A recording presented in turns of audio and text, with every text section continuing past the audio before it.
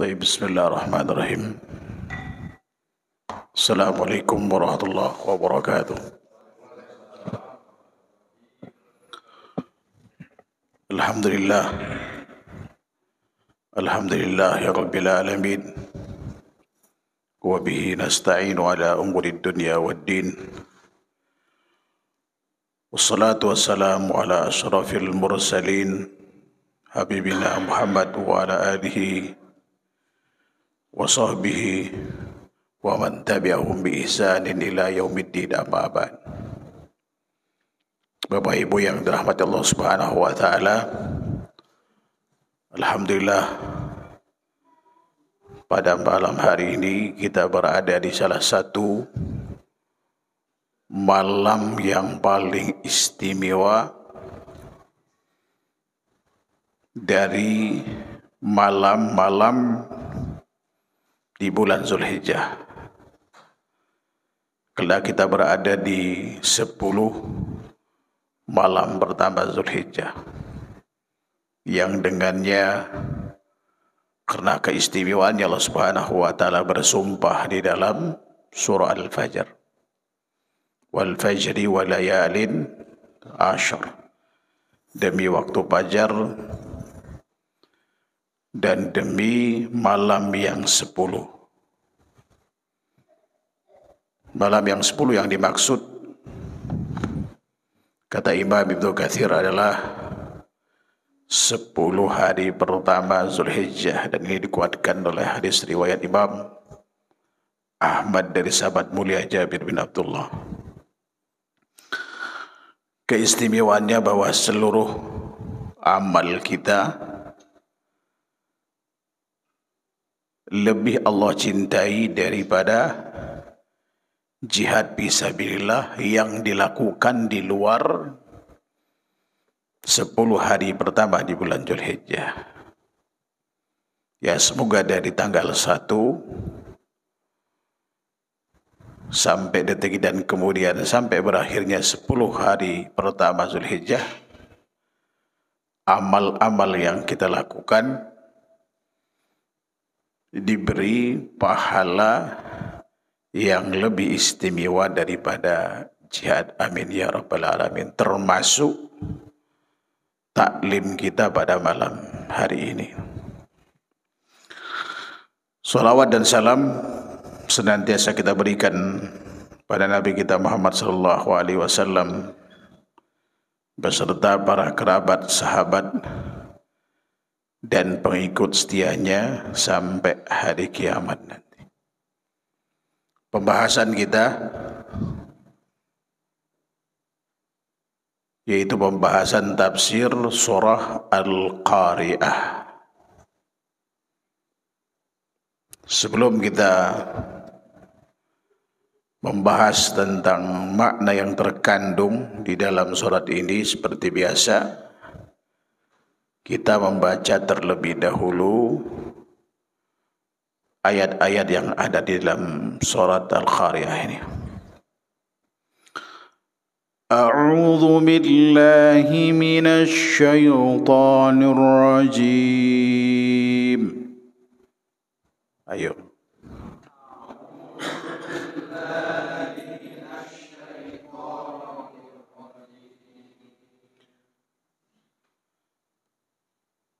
Al-Qari'ah. Mal-Qari'ah. Wa ma adraka mal-Qari'ah.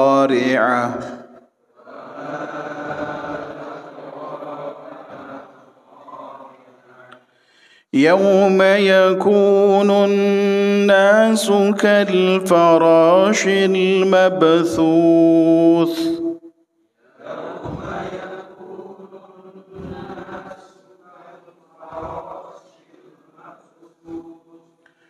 وتكون الجبال كالعهن المنفوش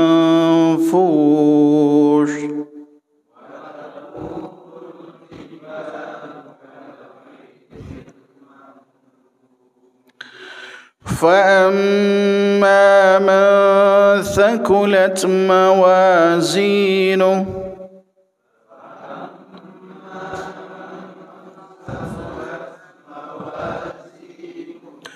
فهو في عيشة راضية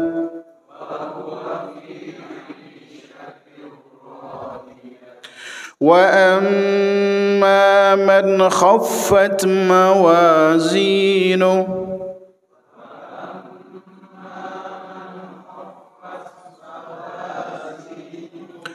فأمه هاوية وما أدراك ما هي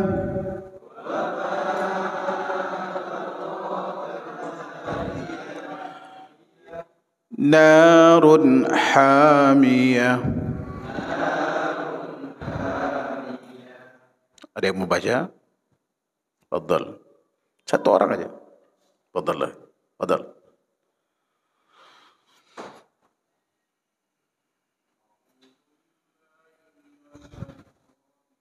Syaitan.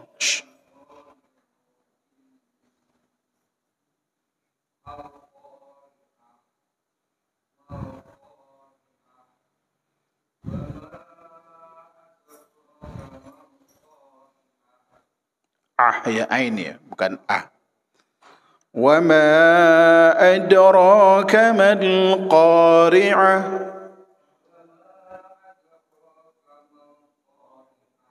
Baik.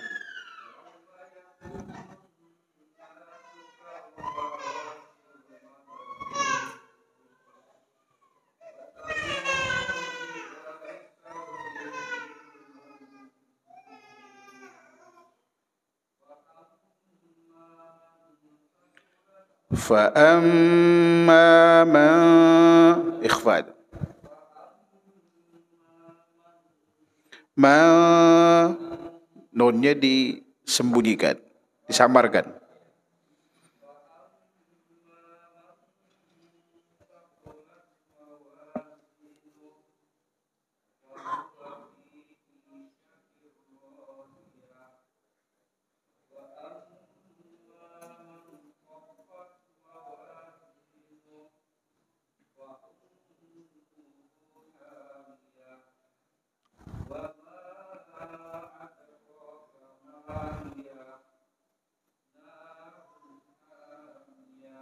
Ahsantum, Masya Allah.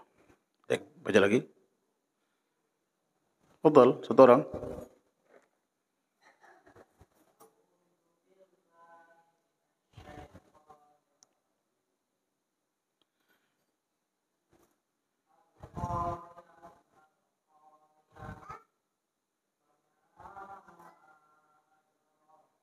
Adero.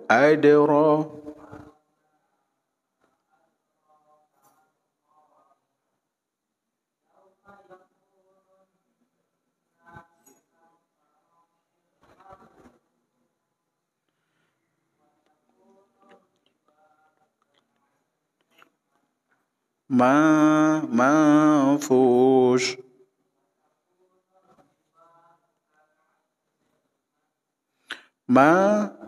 Manfush bukan man.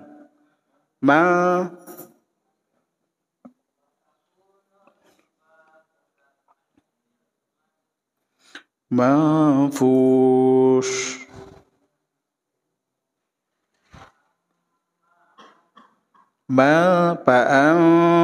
فأما من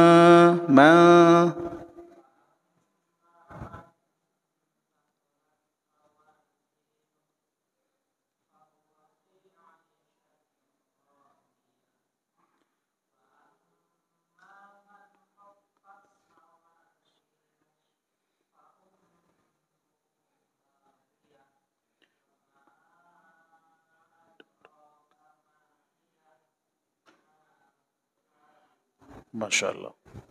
Ahsantum. Taib. Surat ini termasuk surah Makkiyah yaitu yang diturunkan pada periode Makkah dan di Makkah dan turun setelah Surat Al-Quraisy, terdiri dari 11 ayat. Taib, kita terjemahkan. Al-Qari'ah, yaitu hari kiamat. Apakah itu hari kiamat? Wa ma adraka mal qari'ah. Tahukah kamu apakah itu hari kiamat itu? Yauma yakunun nas kal farashil mabthuth. Pada hari itu manusia seperti anai-anai yang berterbangan ya. Wa takunul jibalu kal ihnil manfush. Dan gunung-gunung seperti bulu yang dihamburkan. Artinya berterbangan. Fa'amma man thaqulat mawazinu. Dan adapun orang-orang yang berat timbangannya, timbangan kebaikannya, fahuwa fi 'ishatir radiyah. Maka dia berada dalam kehidupan yang memuaskan. Wa amma man khaffat mawazinu. Dan adapun orang-orang yang timbangan kebaikannya ringan, fa ummuhu hawiyah. Maka tempat kembalinya adalah neraka hawiyah. Wa ma adraka ma hiya. Dan tahukah kamu apakah neraka hawiyah itu?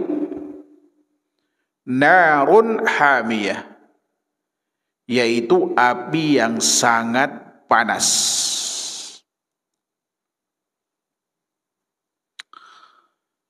Al-Qari'ah ini adalah salah satu nama dari nama hari kiamat. Ada as-sa'ah, ya kan? Ada al-haqqah, ada at-tam, ada as-sakhah dan seterusnya. Banyak sekali nama-nama tentang hari kiamat yang semuanya itu menggambarkan tentang kondisi dan situasi pada hari kiamat itu terjadi. Jadi nama-nama itu menggambarkan tentang situasi yang akan terjadi pada saat hari kiamat itu terjadi atau tiba. Kemudian Allah Subhanahu wa taala setelah mengawali dengan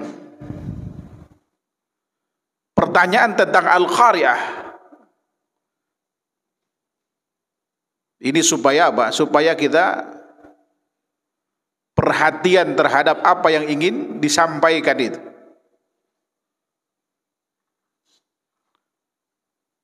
Bahwa yang akan disampaikan ini merupakan perkara yang sangat dahsyat, perkara yang sangat penting bagi kita untuk selalu diingat, agar kita senantiasa waspada itu. Allah Subhanahu wa taala setelah itu menggambarkan tentang kedahsyatan dan betapa dan kengerian yang ada pada hari di mana terjadinya hari kiamat itu. Allah Subhanahu wa taala katakan, yauma yakunun nas kal farashil mabthuth.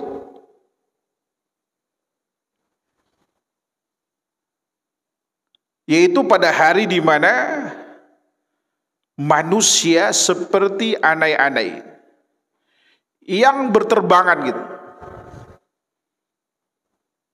Jangan kemudian antum merasa badannya punya berat lebih, kayaknya saya nggak akan terbang. Semua manusia, siapapun antum, siapapun kita, siapapun yang namanya manusia, nanti seperti andai-andai dia berterbangan itu.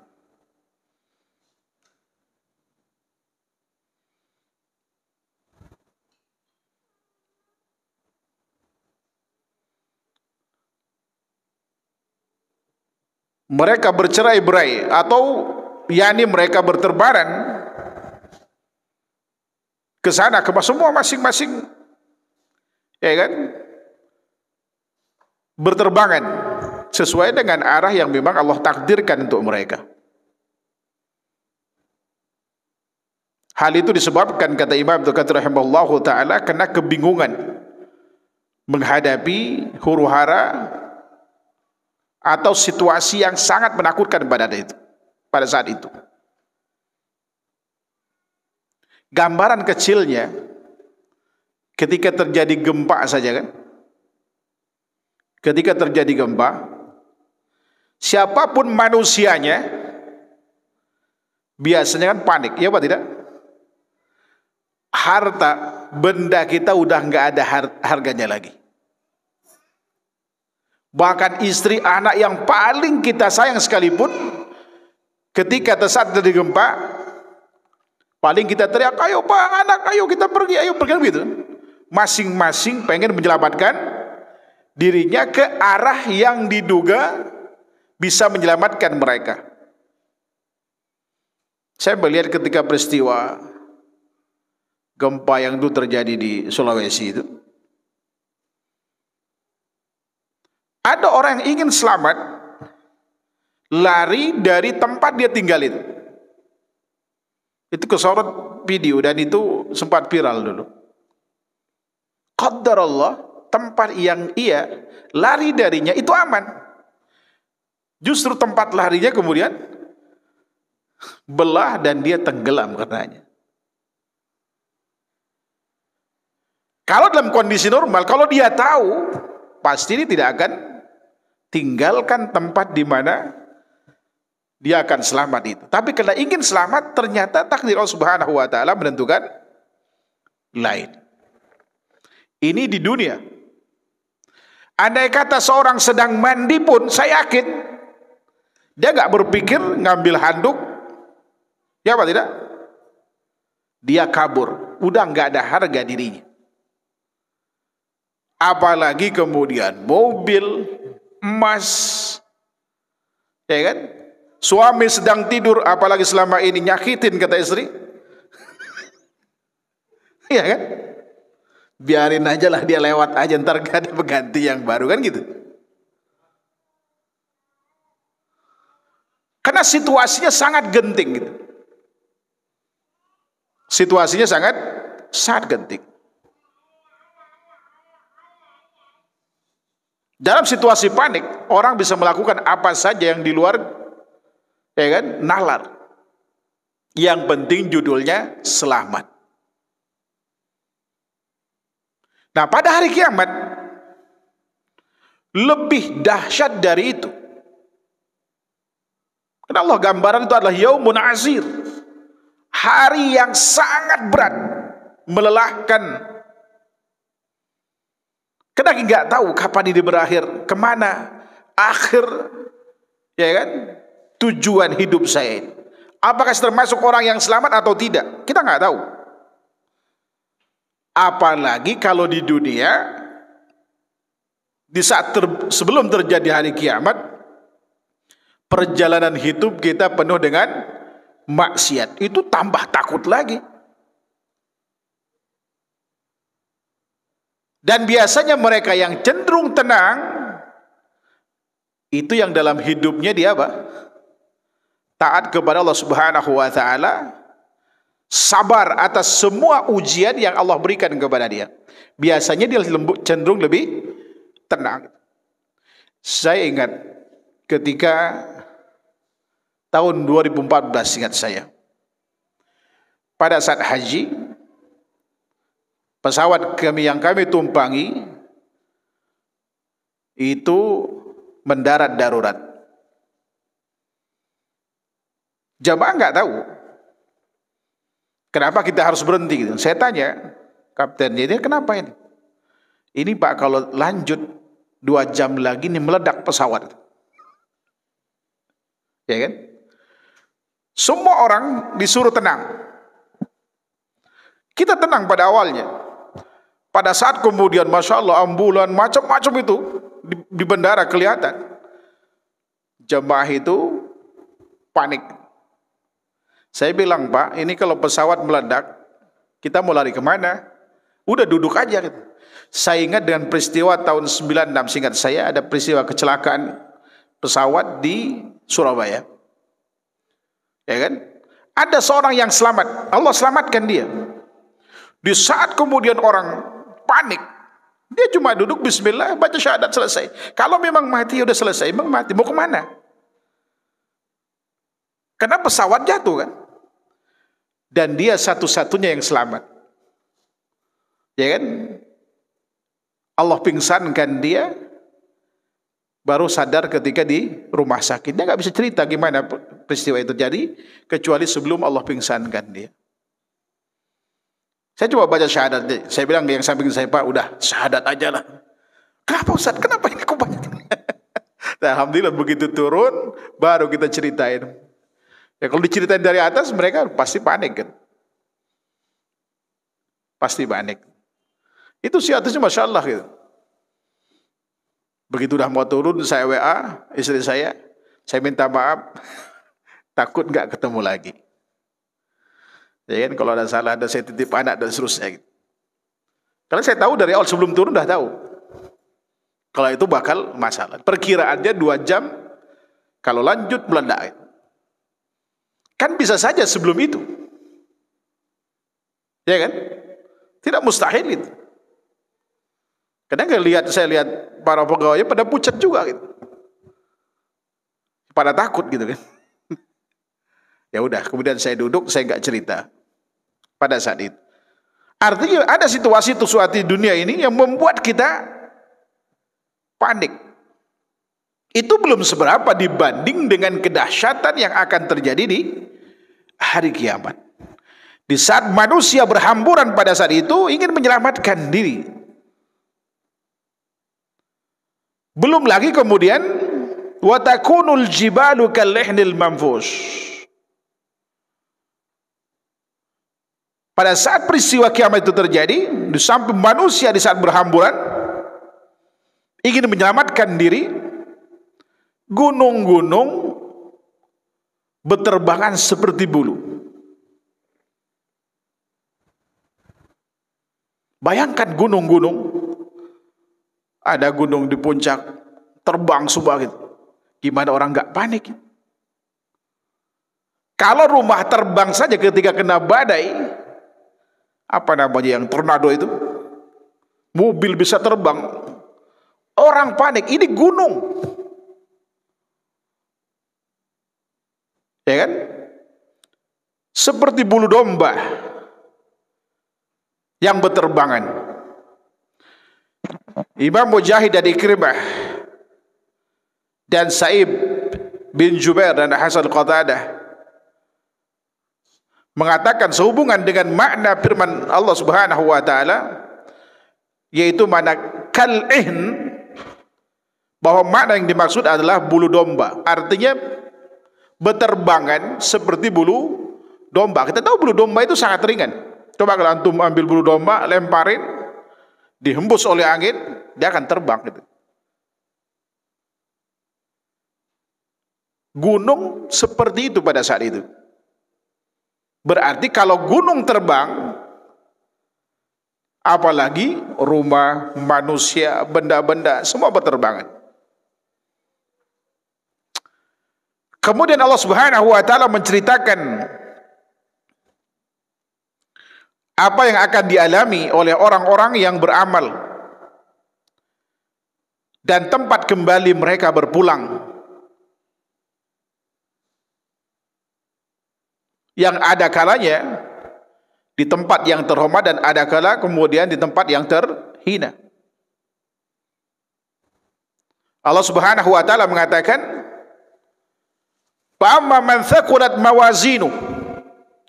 Setelah menceritakan tentang betapa dahsyatnya hari kiamat, lalu Allah Subhanahu wa taala menceritakan tentang manusia yang beramal saleh dan yang beramal taleh, bermaksiat kepada Allah Subhanahu wa taala. Kemana kemudian mereka akan berlabuh? Surgakah ataukah kemudian ke neraka? Di ayat selanjutnya Allah Subhanahu wa taala katakan, fa amma man thaqulat mawazinu. Dan adapun orang-orang yang berat timbangan kebaikannya, jadi seluruh amal kita nanti itu akan ditimbang oleh Allah Subhanahu wa taala. Dan amal yang paling berat timbangannya apa? Ya, di samping akhlak mulia, apa? Yang paling berat adalah ucapan kalimat la ilaha illallah. Di samping seluruh amal kita. Suatu hari Nabi Musa alaihissalam minta kepada Allah Subhanahu wa taala untuk diajarkan suatu ucapan yang kalau dia ucapkan itu dia bisa mengingat Allah dengannya dan bisa berdoa kepada Allah Subhanahu wa taala dengannya. Ya Rabbi allimni syai'an adzkuruka bihi wa ad'uka bihi, katanya. Ya Allah, tolong ajarin aku sesuatu yang dengannya aku bisa mengingatmu dan dengannya aku bisa berdoa kepadamu. Lalu Allah berkata, Qul ya Musa la ilaha illallah. Wahai Musa, ucapkan la ilaha illallah. Pada mulanya Nabi Musa alaihissalam merasa ini ucapan yang sudah populer, familiar. Jangankan kelas beliau, orang-orang awam pun tahu kalimat ini. Karenanya Nabi Musa berkata, An-nasu yaquluna hadha. Ya Rabbi, an-nasu yaquluna hadha. Ya Allah, orang semua tahu ini, udah biasa mengucapkan kata-kata ini. Kemudian Allah Subhanahu wa taala mengatakan, Ya Musa, law anna as-samawati as-sab'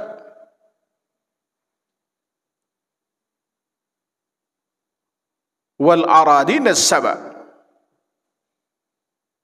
wa amiruhunna ghairi fi kiffah wa la ilaha illallah fi kiffah malat bihinna ila la ilaha illallah, kata beliau.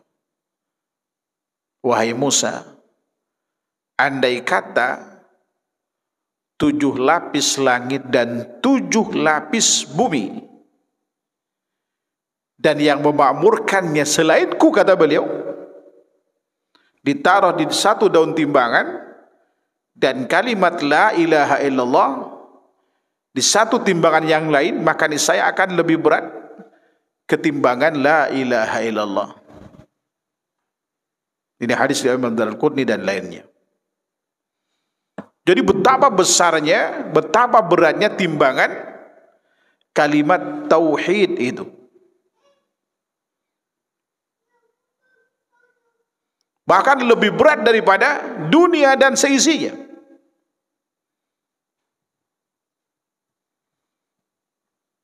Oleh karenanya kita bisa jadikan hal ini bagian dari zikir kita, kapanpun dan dalam situasi apapun, kecuali di tempat yang terlarang seperti WC misalkan.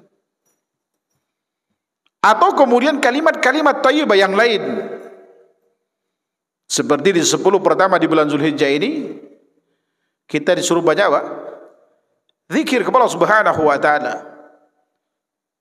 Waliyadhkuru ismallah fi ayyamin ma'lumat ala ma razaqahum min bahimatil an'am. Supaya mereka senantiasa mengingat atau menyebut nama Allah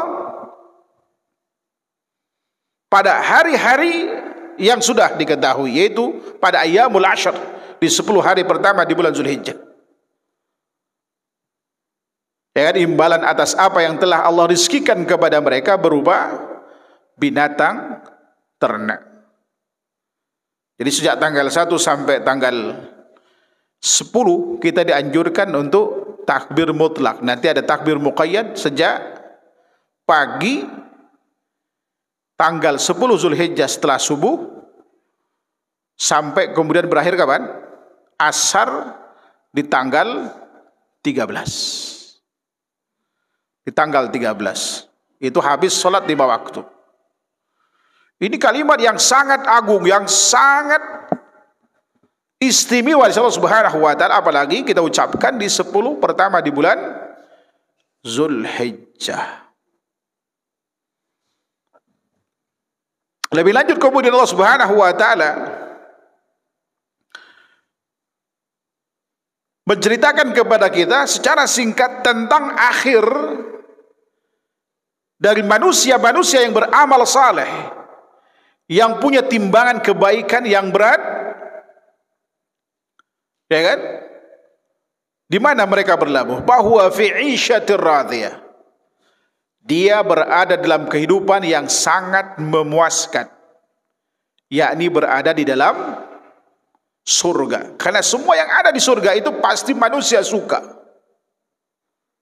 Bayangkan yang paling miskin saja mendapatkan 10 kali lipat dunia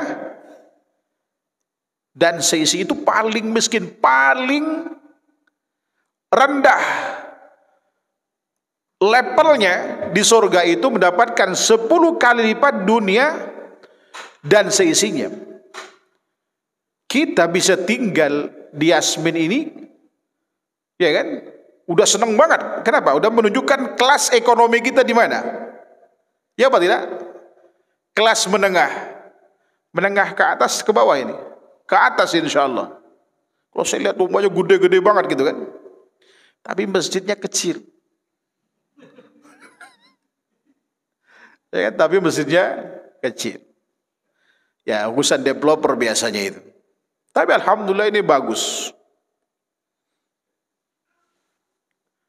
Kita udah senang gitu. Walaupun terkadang punya tetangga yang iseng, tidak baik, ya kan, nyakitin kita, zalimin kita. Pasti ada yang tidak kita sukai dari yang ada dalam komplek ini. Apakah cuacanya, ya kan? Tapi kalau di surga enggak ada yang kita enggak suka, semua suka. Makanya katakan fi 'isyatir radiyah, dalam kehidupan yang memuaskan. Karena semuanya adalah kebaikan. Ini jaza atau imbalan pahala atas susah payah kita menjalankan ketaatan kepada Allah Subhanahu wa taala di dunia. Oleh karenanya beruntung kita dalam situasi apapun, saat ekonomi, ya kan, bermasalah, saat ekonomi di atas, kita tetap ingat kepada Allah Subhanahu wa taala, maka Allah Subhanahu wa taala akan memberikan ganjaran yang tidak diberikan kepada orang-orang yang tidak melakukan hal tersebut. Beribadah itu tidak mudah. Jadi orang baik itu tidak mudah. Kalau sebelumnya kita tidak rajin ke masjid, tiba-tiba rajin, itu tetangga pasti nanya, tumben lu ke masjid, emang mimpi apa? Lagi susah ya ekonominya. Karena umumnya orang yang rajin ibadah kadang-kadang kena dianggap ekonominya masalah. Padahal sebetulnya, ya kan, kalau kita lihat sejarah para sahabat Nabi sallallahu alaihi wasallam, mereka kaya miskin tetap ibadah, tetap rajin gitu. Ya kan, tetap rajin. Sahabat mulia Abu Bakar itu enggak pernah mendapatkan sop kedua, ketiga. Padahal beliau orang sibuk. Dia pengusaha juga. Begitu pula sahabat mulia Abu Omar dan lain-lain. Kenapa? Karena yang mereka harapkan itu bukan kehidupan dunia. Kalau kemudian setelah mereka saleh, kaya, itu bonus. Kalau kita baik, taat kepada Allah Subhanahu wa taala, lalu kemudian Allah berikan kenikmatan dunia berupa jabatan naik gitu ya, harta melimpah ruah, itu bonus. Itu bonus. Dan itu yang kita harapkan. Dunia sukses, akhirat pun sukses. Kalau bisa kita meneladani 8 dari 10 orang yang dijamin masuk surga itu kan pengusaha kaya semua. Sukses dunia, di akhirat surga menanti. Jangan seperti Qarun dan Fir'aun, Namrud. Kaya, berkuasa di dunia, Allah berikan semua apa yang mereka inginkan di dunia, tapi enggak dapat apa-apa di akhirat. Kalah dengan Bilal bin Rabah, budak hamba sahaya yang taat, enggak punya harta. Jangankan punya harta, beliau pernah menjadi bagian dari harta orang lain, karena dia budak yang diperjual belikan. Tapi karena ketaatan setelah dimerdekakan sahabat mulia Abu Bakar radhiyallahu anhu, beliau menjelma menjadi orang yang taat kepada Subhanahu wa taala, bahkan pernah mendahului Rasulullah bunyi terompahnya di surga karena ketaatannya itu. Jadi ketaatan itu harus di atas segalanya. Jangan kaitkan kaya miskin kita dengan taat tidaknya kita. Sebab rezeki sudah Allah tentukan. Antum mau taat atau tidak, kalau udah Allah tentukan kaya, bisa kaya. Bukankah orang di Indonesia sekarang ini lebih banyak, ya kan? Bahkan 100 dari orang terkaya di dunia, mayoritas dihuni oleh orang di luar Islam. Kalau ketaatan bisa membuat orang kaya, mestinya orang Islam yang paling kaya, ya apa tidak?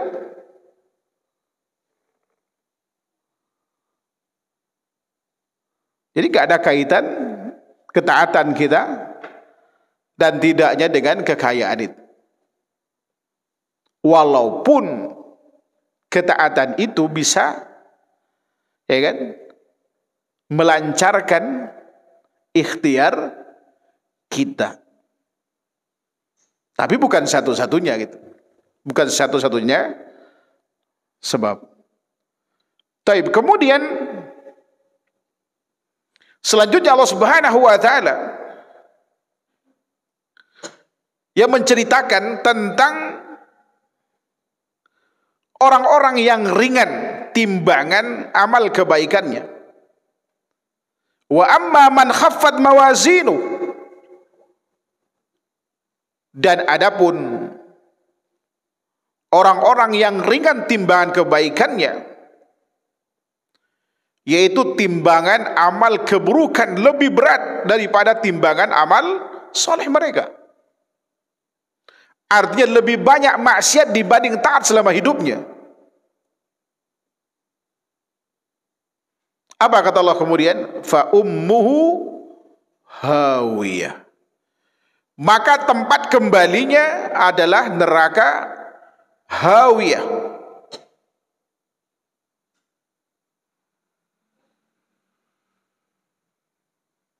Hawiyah ini dari kalimat hawa, ya, jatuh. Hawa yahwi. Kalanya Imam Ibnu Katsir rahimahullahu taala mengatakan bahwa salah satu pendapat makna dari hawiyah ini mengatakan ia terjatuh ke dalam neraka dengan kepala di bawah, ya kan? Jadi kepalanya lebih dulu jatuh dibanding kemudian kakinya. Bayangkan itu. Di mana dalamnya neraka itu berapa? Andai kata benda jatuh, batu yang pernah mendentum terdengar oleh sahabat juga pada saat itu. Ya kan? Selama berapa? 70 tahun. Baru nyampe ke dasarnya itu. Bayangkan, kalau kita lempar benda, biasanya jatuh ke bawah ini kan sangat cepat. Ya mungkin gak sampai 1 menit gitu. Ya kan? Ini baru nyampe ke dasar itu kurang lebih 70 tahun. Saking dalamnya. Dan jatuhnya dalam posisi jongsep, itu kepala duluan itu. Saya ingat dengan Allahu Akbar. Putri teman saya orang Nigeria jatuh dari lantai 2. Dia main perosotan di tangga, kemudian jatuh, ini pecah dan meninggal seketika itu dari lantai 2. Makanya kalau ada anak kita main perosotan lantai 2, 3, hati-hati, jangan sampai, kan anak gak tahu kan, dia senang aja perosotan gitu kemudian jatuh, pecah kepalanya. Ini baru mungkin 4 meter aja atau 6 meter paling tinggi. Bayangkan kalau kedalaman segitu. Ini menunjukkan ya betapa dahsyatnya siksa bagi para pelaku maksiat kepada Allah Subhanahu wa taala.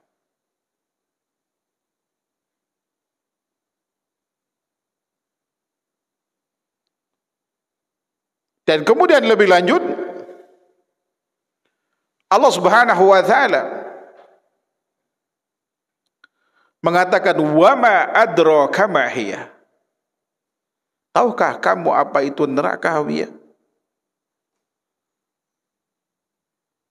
Yaitu di mana orang tadi jatuh dengan kepalanya terlebih dahulu yang sampai ke dasarnya itu. Allah katakan, wa ma adraka ma hiya narun hamiyah, yaitu api yang sangat panas. Saya dapatkan hadis Nabi sallallahu alaihi wasallam dari sahabat mulia Abu Hurairah radhiyallahu anhu, bahwa panas api neraka itu 70 kali lipat panas api yang dinyalakan Bani Adam.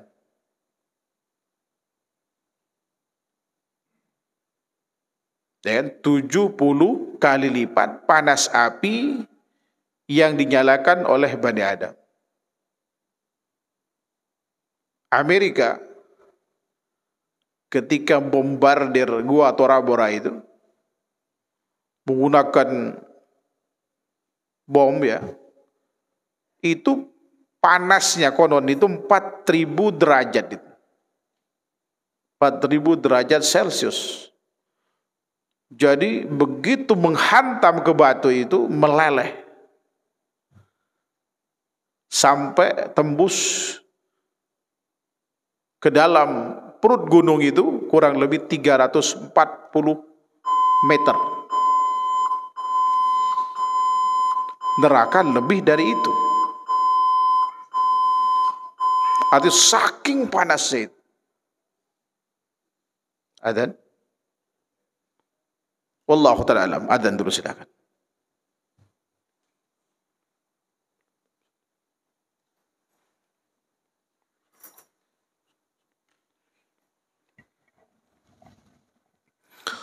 Taib. Jadi betapa panasnya api neraka itu. Bahkan yang paling ringan yang didapatkan oleh paman Nabi sallallahu alaihi wasallam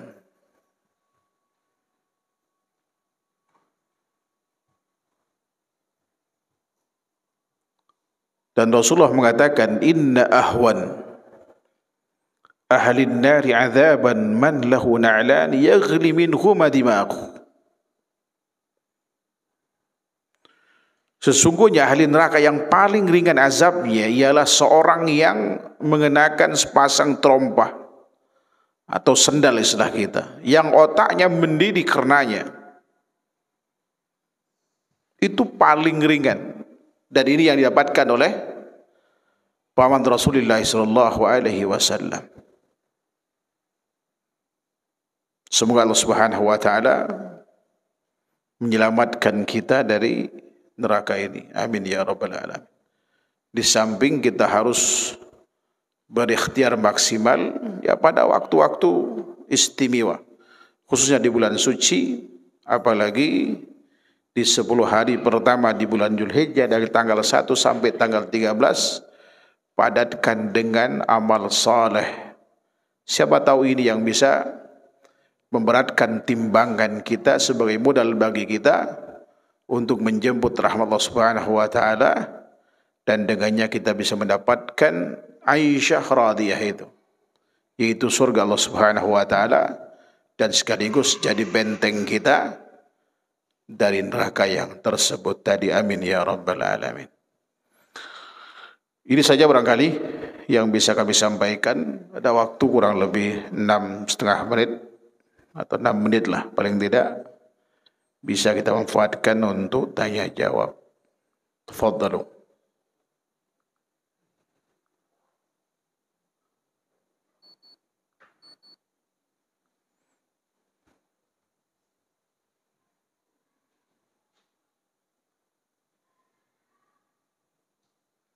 Silakan. Atau mau ditanya?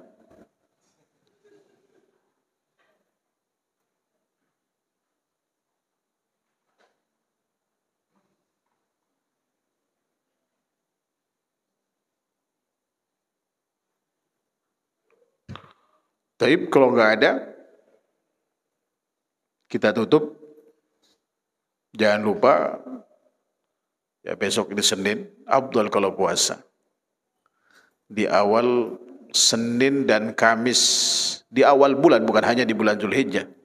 Jadi bagi kita yang nggak puasa di tanggal 1 sampai tanggal 9, atau yang pernah puasa, ya kan 9 hari, karena Rasulullah memang tidak merutinkannya, paling tidak kita bisa isi dengan 3 puasa di tahun ini. Senin sama Kamis plus nanti hari Arafahnya. Nah, dengan puasa ini, pertama, puasa Senin Kamis di awal bulan paling Rasulullah suka. Kemudian yang kedua, ya kan, puasa Arafah. Kapan itu? Ya, versi kita Sabtu, versi Saudi, ya ini memang khilaf, ya kan, khilaf di antara ulama berkait dengan dari dulu sampai sekarang. Ada yang mengacu kepada wukufnya Saudi, kemudian tetap sholat idnya ngikutin pemerintah setempat, walaupun misalkan ketetapan itu salah, tidak masalah untuk menghindari fitnah itu. Ada kemudian yang, kalau Syekh Utsaimin lebih menguatkan yang ikuti pemerintah setempat, termasuk Arafahnya juga. Ya, Sabtu, ya kan, plus sholat idnya adalah hari Minggu. Padahal di kita sebetulnya sekarang ini bisa telepon-teleponan antar negara itu. Cuman nggak tahu, ya sudahlah. Ya kan? Nah, dengan 3 puasa itu kita dapat pahala Senin Kamis, Arafah, dan di saat yang sama kita dapat pahala puasa 3 hari, ya kan, setiap bulan. Yang Rasulullah anjurkan pada 3 sahabat mulia, Abdullah bin Amr bin As, Abu Hurairah, dan kepada sahabat mulia Abu Sa'id Al-Khudri. Dan mudah-mudahan kita bisa mengamalkan itu. Atau yang ingin 9 hari silakan, yang sudah lanjut saja sampai 9 hari. Alhamdulillah kita pernah ya bersama santri 2 tahun yang lalu. Jadi sekarang ngambil Senin Kamis plus Arafahnya saja. Dan Arafah itu sangat istimewa. Ketika Rasulullah ditanya tentang puasa Arafah, beliau katakan, ahtasibu 'ala Allah ayyukaffir as-sanal madiyah wal mustaqbal. Aku berharap kepada Allah menjadikan puasa Arafah itu sebagai penghapus dosa setahun sebelum dan sesudahnya. Wallahu ta'ala alam. Wa sallallahu Muhammad wa ala alihi wa sahbihi wasallam.